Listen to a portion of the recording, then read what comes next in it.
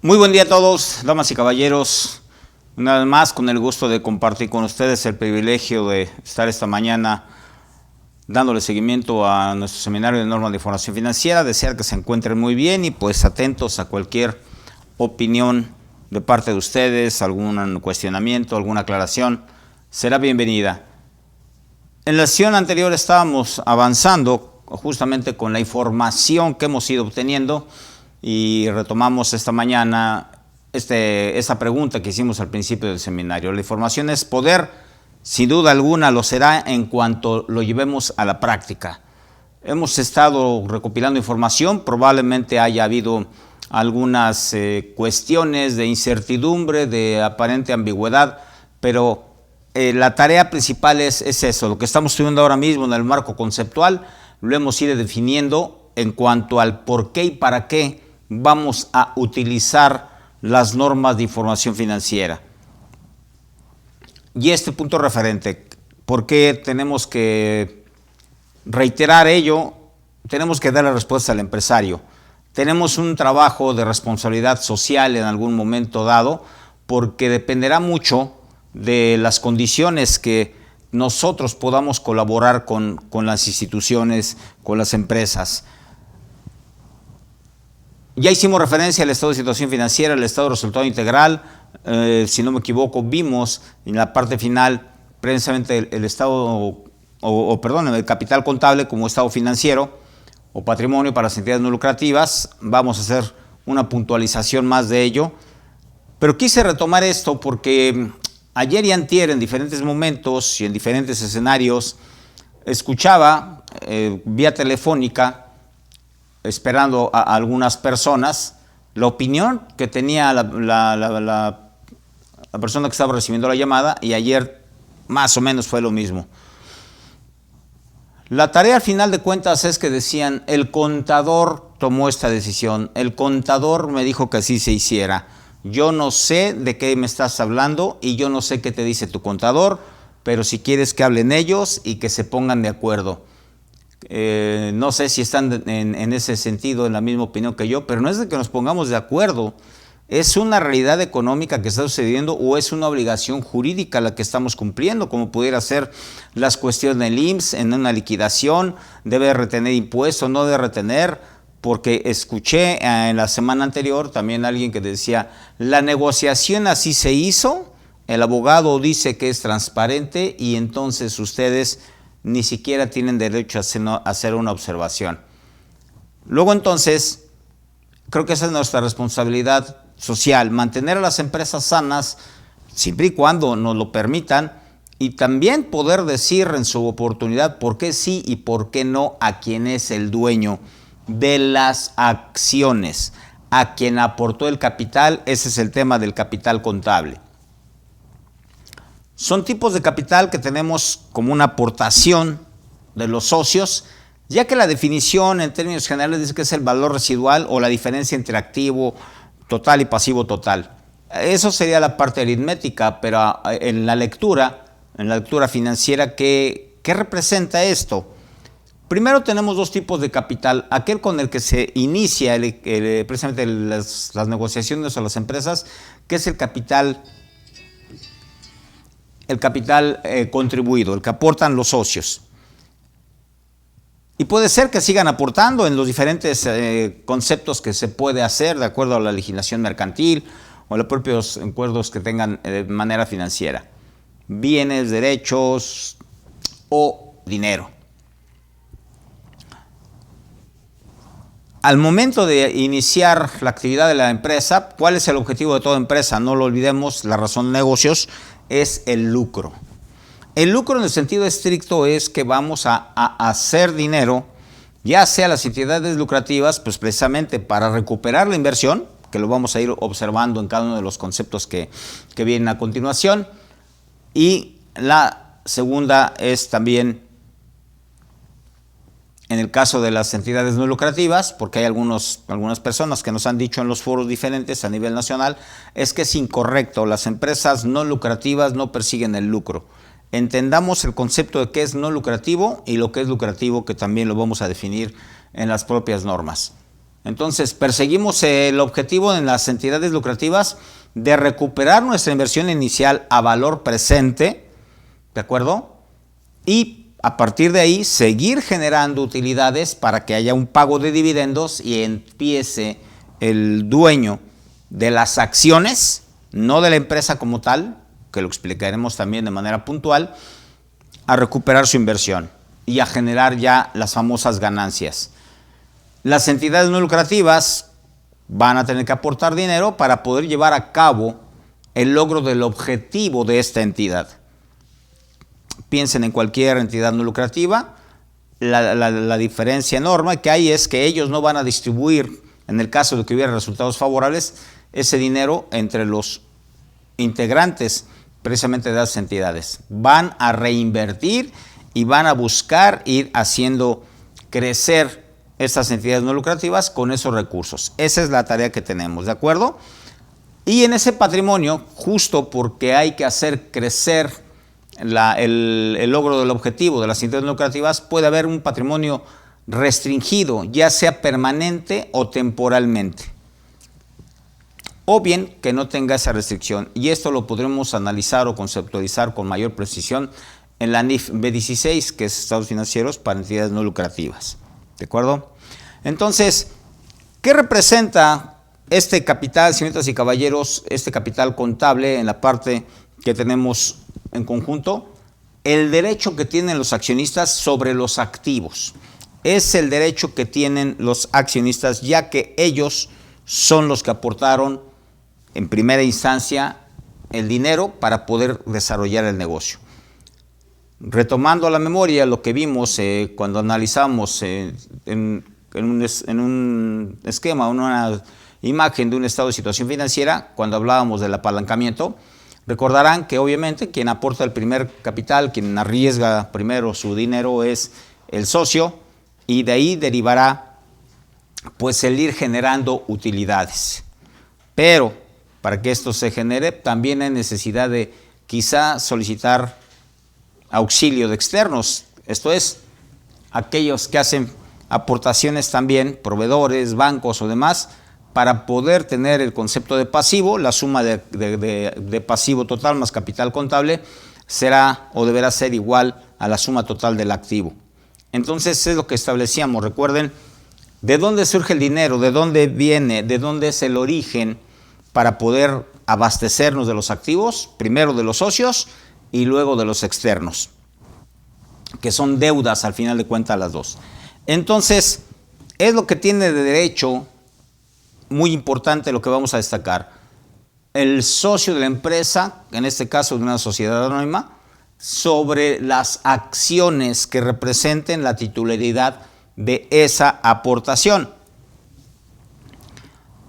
Porque ya compartíamos, en general, la mayoría de nuestros clientes nos dicen: soy dueño de la empresa es mía.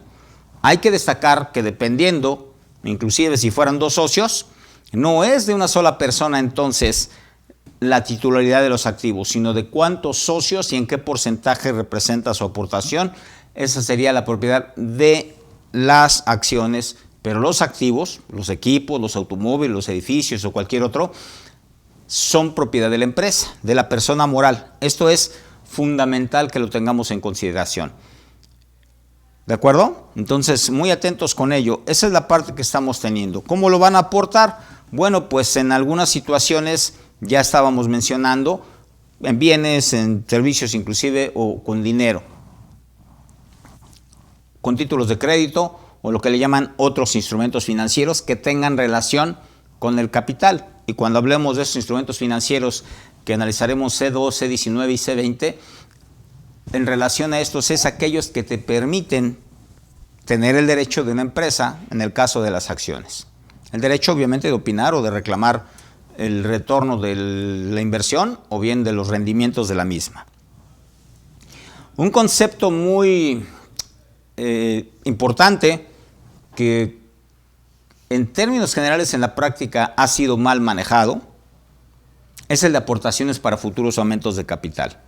Ya precisaremos cuál es ello, pero voy a suponer que aportamos 200,000 pesos de origen para iniciar o para desarrollar una entidad económica, una empresa, y conforme van creciendo las expectativas, es probable que haya proyectos de algunas inversiones superiores o de alguna incursión en un nuevo mercado, etcétera. Entonces se hacen proyectos de inversión que serían futuros aumentos de capital. Y esto lo definiremos, insisto, en la NIPSE 11 y también cuando estemos observando algunas otras consideraciones. ¿Qué puede haber también? Pues un acuerdo de los socios, una situación que permite manejar el valor de las acciones a través de esas primas en emisión de acciones, ya sea de las que tengamos, de unas nuevas, modificamos lo anterior. Eso es lo que se tiene como derecho. Ese es el capital aportado o contribuido. Ponemos a trabajar ese capital. Recordarán la estructura financiera, activo, pasivo, capital. Compramos los activos o abastecemos a la empresa de los activos totales. El objetivo de los activos es generar ingresos, como ya lo definimos en su oportunidad en el estado de situación financiera. Son aquellos derechos que tengamos por cuestiones implícitas para generar ingresos. Se ponen a trabajar estos activos y entonces hay utilidades o resultados, que ya también hicimos mención del resultado integral en el estado de resultado integral correspondiente, que le llamamos utilidades del ejercicio o utilidades acumuladas todavía en la jerga contable, ¿no? Y asimismo, pues es alguna posibilidad de que los empresarios, los dueños de los negocios, externen su deseo de llevar a cabo algún proyecto también, donde tendrán que generar alguna reserva. En los estatutos correspondientes de las juntas que sean necesarias, de las juntas de asamblea, se va a plasmar esto. Pero hay alguna otra que puede o es en relación a la ley correspondiente, como es el caso de la Ley General de Sociedades Mercantiles, que nos obliga a tener una reserva legal. Esa reserva legal del 5% del capital, etcétera, que ustedes probablemente tengan a bien ya estar considerando. Y si no, hay que retomar ello. ¿Cómo va a estar representado este capital? Por títulos de crédito llamados acciones. Estas acciones pueden ser ordinarias o preferentes, que desde ese aspecto dan diferentes tipos de derechos a los propietarios de estas acciones. Son títulos nominativos que representan obviamente la parte proporcional de capital que tú aportaste a una empresa. Pero, ¿cómo se refleja esa titularidad? Con las acciones. Aquí quiero destacar dos situaciones. Primero, jurídicamente necesario, sí. Fiscalmente también podría ser trascendental el tener o contar con las acciones o no. Por supuesto, es una situación que inclusive es uno de los conceptos posibles que la autoridad fiscal solicite como embargo en el caso de algún crédito fiscal en firme. Si estamos generando correctamente la actuación de la empresa, que su objetivo, ya dijimos, es recuperar el dinero para devolverlo a los socios y generarles siempre ingresos vía el pago de dividendos. Esa es la recuperación de la inversión y en su momento pues estar siguiendo o contando en el futuro con los beneficios precisamente de esa inversión. Si fuera el caso, a lo mejor que ya no hay un buen acuerdo, por lo que ustedes quieran, condiciones del mercado, condiciones propias de los socios, dicen pues me retiro o retiro parte del capital, ya no quiero seguir arriesgando todo ello. Son reembolsos de capital, también conforme a los acuerdos que haya en ese estricto sentido. Y cualquier otro derecho de capital es lo que tendremos en esa situación. Entonces, como ustedes lo observan, sean tan amables. El derecho que tengo sobre los activos, aspecto jurídico, para que me otorgues, hablo de la persona moral obviamente, el retorno de mi inversión, ya lo veremos un poco más también puntualizado en las demás definiciones que tenemos, en revelación o en identificación de cómo vamos a registrar todo ello, y tendría que ser a valor presente, considerando inclusive los efectos inflacionarios. Y adicionalmente, pudiera ser el reembolso del capital en su caso, en el aspecto legal.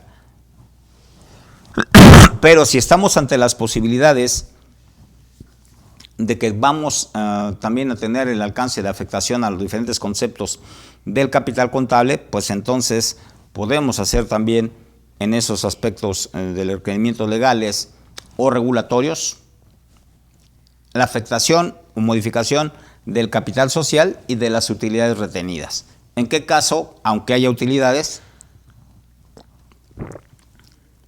se decide no distribuirlas? ¿Bajo qué condiciones? Y bueno, pues esa es la parte financiera. Todo esto que estamos haciendo mención, caballeros y señoritas, es que nosotros, los que estamos trabajando con ello, los expertos en la materia financiera, son los que vamos a aportar las ideas que en conjunto en el trabajo con los abogados corporativos, los abogados que correspondan en cada una de las funciones y de otros profesionales de la materia, como podrían ser los corredores públicos, para que colaboren en la implementación, en la revisión o en la estructuración de los estatutos o de cómo se llevan a cabo las actas de asamblea. ¿De acuerdo? Son todos estos los que estamos teniendo que trabajar en conjunto para darle una certeza legal, una realidad económica a las entidades económicas o a las empresas. Esto es fundamental, caballeros, señoritas, porque pareciera muy simple cuando nos sentamos con el empresario y nos dice, pues, ¿cuánto tengo de capital? ¿Cuánto valen mis acciones? La pregunta en este sentido sería, ¿cuántos de nosotros en el campo profesional hemos constatado la existencia física de las acciones? ¿Es obligatorio o no? Bueno, pues vayan un poco insisto, a trabajar con los equipos de los abogados corporativos, donde nos indiquen o donde den sustento jurídico de la legislación mercantil, en su caso, o de la Ley General de Títulos y Operaciones de Crédito, que correspondan a estos conceptos llamados acciones o partes sociales, depende del tipo de negocio que tengamos. ¿Qué otras situaciones se pueden dar en diferentes tareas? Pues la integración o la participación en un fideicomiso, o si es que acaso estás también bajo la regulación de alguna negociación con una entidad gubernamental, ya que aquí acotamos, si fuera una entidad gubernamental, y creo que hasta el momento no lo había compartido, tendríamos que observar tácitamente lo que establece la Ley General de Contabilidad Gubernamental y la relación que nosotros tendríamos, no siendo gubernamentales, sino sector privado, al tener esa relación con entidades gubernamentales. En ese estricto sentido, aprovecho para recomendarles o para sugerirles el estudio de la Ley General de Contabilidad Gubernamental Armonizada, en cual entró en vigor en 2010. Nos puede dar una pauta, o al menos así lo considero. He tenido el privilegio desde aquellos años en que se publicó, pues de haber trabajado un poco participando en el desarrollo de algún sistema de contabilidad gubernamental, pero también en capacitar en diferentes momentos sobre este tema, tanto entidades públicas como privadas. La gran opción de análisis que podemos tener es que ahí podemos ver guías contabilizadoras, ejemplos de registros contables, los formatos de estados financieros y todo el procedimiento contable, los postulados básicos para contabilidad gubernamental que serían asociados con estas normas, de manera obligatoria para los que hagan ese tipo de información con entidades gubernamentales. Eso es ley. Eso sí tiene penalizaciones trascendentales. Creo que hace 1 o 2 sesiones, no tengo a la memoria, y si me equivoco, si no fue en este foro donde me lo cuestionaron, decían, ¿cuál es el fundamento legal que me obliga a aplicar las normas de información financiera? Ya lo compartimos. En el aspecto de nosotros como contadores de empresas privadas, no lo hay. No hay un fundamento legal como tal. Pero si queremos observar si las normas de información financiera que corresponden a las entidades gubernamentales, que si tú entidad privada, tienes relación con las entidades públicas, tendrás que acatar también esa información jurídicamente. Eso sí es una ley y les reitero, ahí hay sanciones en este caso a los servidores públicos o a aquellos que emitamos opiniones como los dictaminadores en relación a cuestiones gubernamentales. Por eso es que me tomé ahorita a la memoria la oportunidad de hacer referencia.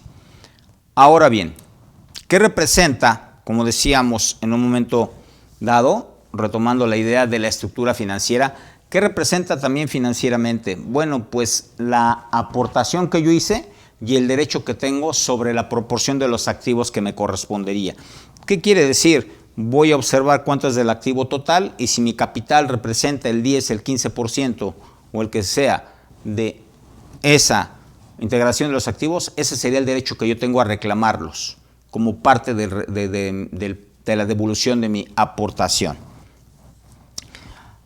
Asumiendo que somos una fuente de financiamiento interna y que los proveedores y demás son financiamientos externos. Compartí hace unos minutos, nos dice el postulado básico que hay que mantener el capital. Mantener el capital es mantener los valores a valor presente, mantenerlos actualizados. Ya que la contabilidad, sin duda alguna, se registra con datos históricos. Pero ¿qué nos representa en este momento? Habría, como dice acá, hay que determinar cómo está el crecimiento de la entidad en relación a la posible afectación que se tenga, pueden ver ustedes en el inciso A, en el efecto que se tenga del impacto inflacionario. Pero esta parte del valor inflacionario, señoritas y caballeros, hablemos de inflación interna, hablemos de valores internos, no de los valores oficiales, porque cada una de las empresas, nosotros mismos, cada uno de nosotros como individuos, aunque pareciera que tengamos el mismo nivel de vida, el mismo estilo, probablemente, es muy diferente que alguien esté utilizando recursos, alimentos o lo que sea, de manera diferente o en un lugar diferente donde los adquiere que la otra persona. Esto impacta en su valor del dinero. ¿De acuerdo? Entonces hay que hacer toda esa tarea, mis queridos participantes, para determinar justamente cómo es que vamos a mantener el capital, cómo es que lo vamos a hacer crecer, porque aquí es importantísimo destacar el que nosotros digamos estamos creciendo en capital, por ejemplo aportamos 100,000 pesos y ahora tenemos 110,000 y sucesivamente, no quiere decir que estamos recuperando nuestra inversión a valor presente. A la tasa de descuento, que también veremos más adelante, que nos hace referencia los números reales que debemos tener. ¿De acuerdo? Entonces, pues ahí está lo que había compartido en el slide. Hay que observarlo, que lo reflejamos en términos monetarios, nominales, discúlpenme, pero reflejar el efecto inflacionario para poder determinar si se está manteniendo a valores reales este importe del capital aportado.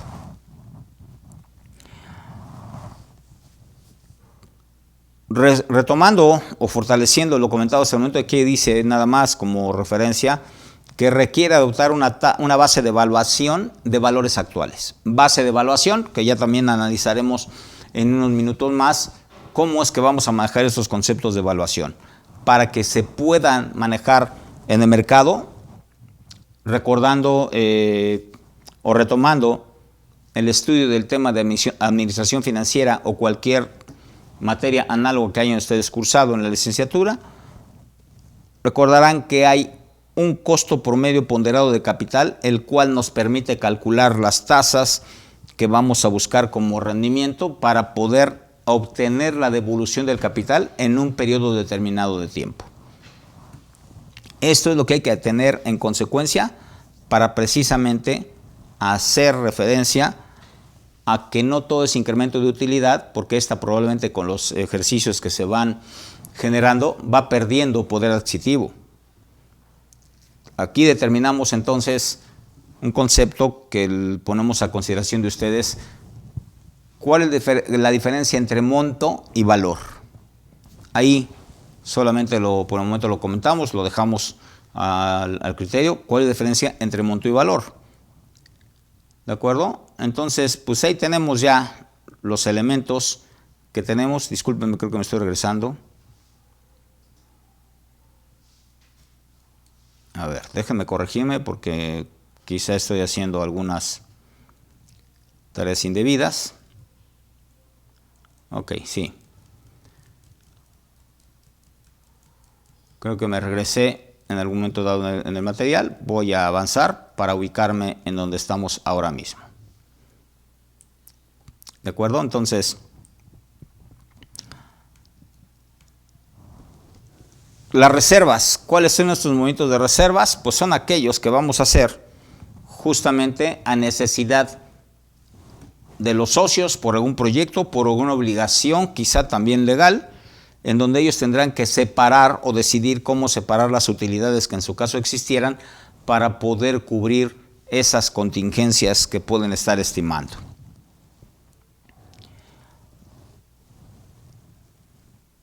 La que fortuitamente debemos tener por ley, como también lo dice el slide, puede ser que nos obliga a una ley, decíamos, es la reserva legal. Las 2/3 partes, etcétera, en relación al capital, seguir los procedimientos, y aquí pues cada uno de nosotros también en este momento le solicitamos amablemente analizar si tenemos reflejada esa reserva legal en los estados financieros. Si no la hay, habría que hacer una reconsideración basada una vez adicionalmente en confrontación con la opinión de los abogados respectivos y cuáles podrían ser las consecuencias en todos los ámbitos de tener registrada esa reserva legal o no. Y si la realidad, la sustancia económica de los estados financieros refleja justamente esa misma. ¿De acuerdo? Es muy importante esta situación. ¿De qué más se va a incrementar el estado de cambios? Del resultado integral, de las utilidades del ejercicio de utilidades acumuladas que veníamos confiriendo en algún otro momento. Ya que esto, recuerden bien, como en el estado de resultado integral tenemos la utilidad, en el caso específico que es el objetivo principal, y esta utilidad va a pasar a formar parte, cierre del ejercicio, del capital contable. En consecuencia, esto va a sumar para incrementar ese capital contable. Eso es lo que vamos a ver y en este esquema finalmente lo pueden ustedes analizar. Al empresario, sean tan gentiles en ubicarse en este momento en los zapatos del empresario. Si tú fueras el dueño de una empresa, ¿qué exigirías? ¿Qué querrías ver? ¿Cuáles serían tus intereses financieros para conocer la realidad de tu negocio? A reserva de su respetable opinión, pues si yo aporto correctamente las cifras del capital contable, el empresario indiscutiblemente va a tener esa necesidad de cómo va mi inversión, cuánto dinero dispuse para este proyecto, ha crecido, no ha crecido, de dónde proviene, cómo es el efecto de disminución quizá, que también se tiene que ver reflejado, y analizar las posibles consecuencias de esos números o las posibles oportunidades de crecimiento o de implementar otros negocios. El estado de flujos de efectivo. Este estado de flujos de efectivo, pues sin duda alguna es una materia, un área de oportunidad brillante desde mi punto de vista, porque es algo que no hemos tenido en contacto en general. Cuando estoy haciendo referencia al nivel general de lo que observamos en la práctica profesional. ¿De acuerdo? Y si no, cada uno de ustedes pónganlo a consideración de su realidad, de lo que ustedes hacen en su quehacer profesional. Pero el empresario muy comúnmente o de manera muy general nos cuestiona: ¿y dónde quedó el dinero? ¿Por qué no hay para pagar? ¿Por qué tengo que pedir prestado? ¿Por qué no me pagan dividendos? Etcétera. Todas esas condiciones. Bien, ¿dónde está la respuesta? Cuando nosotros desarrollemos este estado de flujo efectivo, tengamos la comprensión suficiente y la habilidad de transmitirle qué es los elementos o cuáles son los elementos que nos permiten darle solución al empresario, será con este estado de flujos de efectivo. Ya que aquí sí, caballeros y señoritas, hablamos de entradas de efectivo y salidas de efectivo.